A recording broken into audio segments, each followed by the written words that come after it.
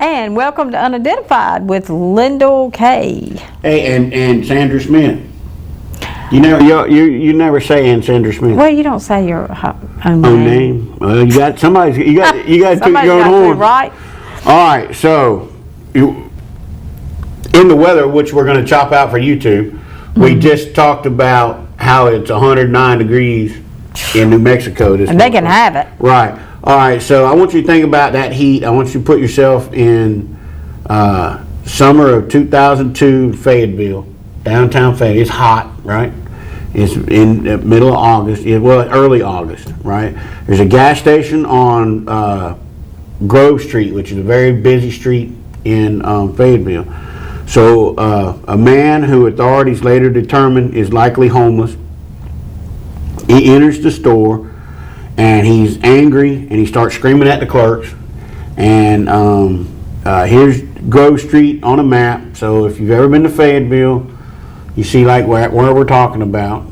It's a short street, but it's really busy. Mm-hmm. So he comes in, he starts telling the clerks that he had stashed some of his stuff at the gas station and he wants to know where it's at. Right? Well, these clerks they have no clue what he's talking about. So, and they're probably laughing at him a little bit. So he gets angrier and angrier, and he keeps telling them, "You better tell me where my stuff is. If you don't tell me where my stuff is, tell me where my stuff is." So they don't know what he's talking about. So he gets mad and he storms out, and he's angry, and he walks out in the street, and an 18-wheeler runs him over. Oh, my word! He's rushed to the hospital. What a story! But he dies an hour later in the hospital, right? Golly. So his cause of death is listed as a skull fracture and blunt force trauma, right? Now, to me, and I would have gotten this wrong 100 times out of 100, he had not been drinking at all. Now, given the story I just told you, I think most people would assume that he'd been hitting the sauce, right? Well, no alcohol in his system. So maybe mental illness, I don't know. Right. Detectives with the Fayetteville Police Department have tried over the years to identify this guy.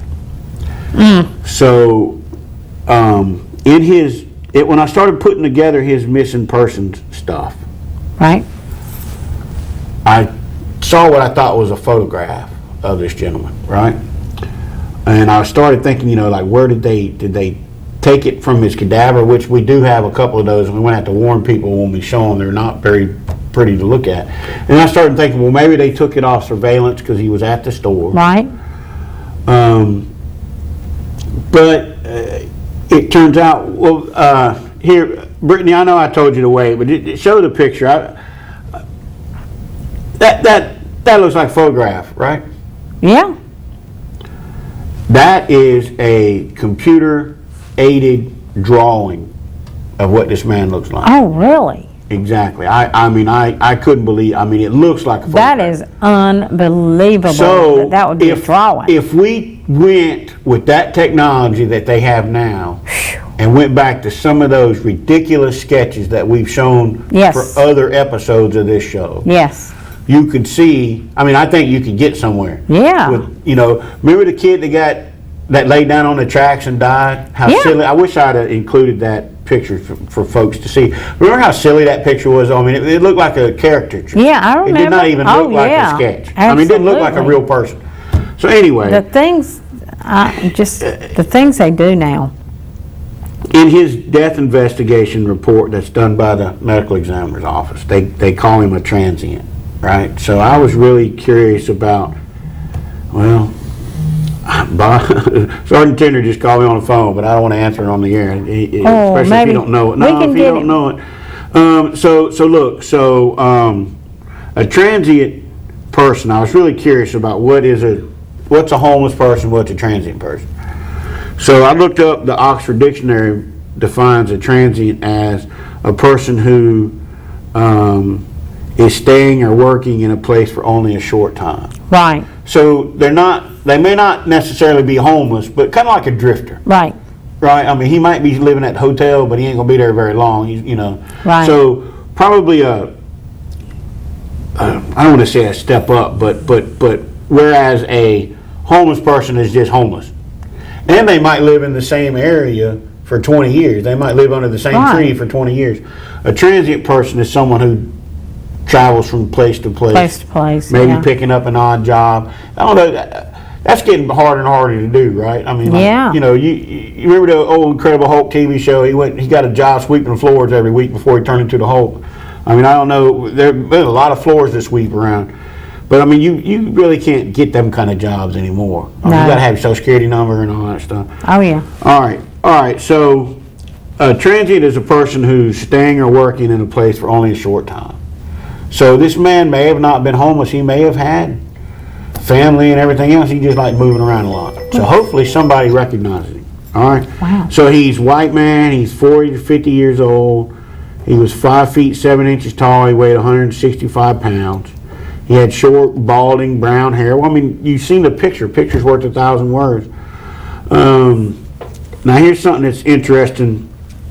I think he had a 3-inch surgery scar on his lower left side, a 4-inch surgery scar on his right side of his torso, and he had a 14-inch surgery scar along the lower back. Right? So I mean, that's a lot of surgeries. He's been through a lot. Right. So somebody should probably know he might have got hit by and what identifiable traits. Exactly. So somebody out there who, and this is the first time that I don't know whether Fayetteville was ever did this or not. I'm pretty sure. I hope they had a story about it. I couldn't find it, but I don't want to say they didn't have one. Right. But 14-inch scar across the back. Somebody's got to know who that is. Yeah, absolutely. And I mean, his clothes, he had on a pair of black pants and a white T-shirt. I mean, nothing there, you know. Right. But anybody with information about this guy, or if you know, if you're missing your uncle and he had a 14-inch scar on his back, call the Fayetteville Police Department at 910-433-1529, 910-443-1529. Or tell them the number up there. 406-6736. Right. I hope we got a few minutes. We got a few minutes left because there's something I really want to talk about. Yeah. Senate Bill 6. Is it 660? But I can't remember what it's called. There you go. We talked about this a few weeks ago. Yes. Senate Bill 660. I remember.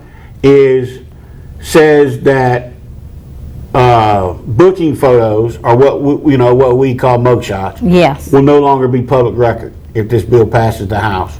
Right, right here, not a public record. A booking photograph is not a public record. Right, and then it says law enforcement agency is prohibited from providing a copy of a booking photograph of a defendant pre-trial in any format except as provided by the subsections. And the subsection basically says if he's a fugitive, right, you can do it. So, like I said before, the sheriff's office arrests a guy with 15 pounds of meth up on the highway. Mm-hmm. They can put out the picture of the meth, but they can't put out the person's mugshot if this bill passes. A guy that has raped 3 women, allegedly raped 3 women, and they can't put his picture, they can't send out his picture, right? They can't issue the picture. A lot of sheriffs didn't know that until I told them. I wrote a news story about this for the Enterprise. I think it was in last week's paper. I started talking to sheriffs. I called up some Asa Bucks, the sheriff down in Carteret County, an old friend of mine. I talked to him for a minute. I talked to Chief Deputy Medina and Keith Stone over at the sheriff's office. I talked to a couple other guys at the Sheriff's Office Association, and they thought it was just a bill to limit mugshot magazines. Everybody's kind of tired of those, but they didn't realize the language in the bill.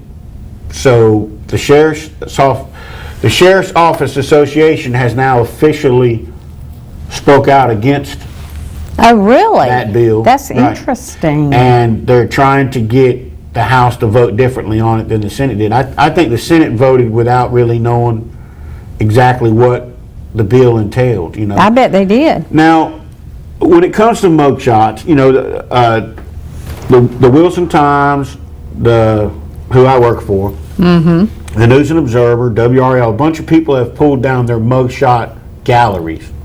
And I understand that. That's fine. Take down the galleries, but don't stop the media's ability to show the mugshot of a accused murderer. Yeah, sure. Right? So that's all I wanted to say. I got some time. We're making some headway with that, folks. Call your House of Representatives person Always or something. Always call your representative. Because I don't think a lot of newspapers have really given it a lot of thought too, because the bread and butter of a newspaper is mugshot of the person accused of a heinous crime. Right. So if we can't, we'll be able to show it, but you'll have to go through a lot of hoops, and people don't have Who time wants to to do go. that? I know Yeah. people don't have time for hoops anymore. No, they don't. All right, that's it, folks. We'll be back next week.